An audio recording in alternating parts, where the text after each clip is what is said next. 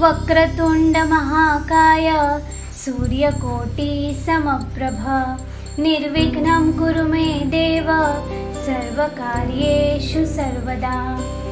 भाद्रपद महिन्यातील चतुर्थीला गणेश चतुर्थी असं म्हणतात। या दिवशी घरोघरी गणपती बाप्पाचे उत्साहात आगमन होते।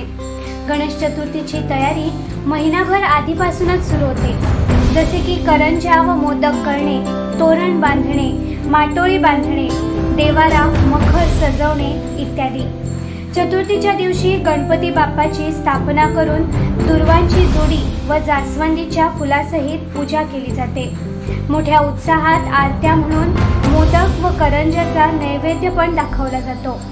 फुगड्या व घुमट आरत्यांनी वातावरण आनंदी जाते। शेवटी उत्तर पूजेनंतर गणपती बाप्पा मोरया, पुढच्या वर्षी लवकर या असे म्हणून बाप्पाला निरोप दिला जातो।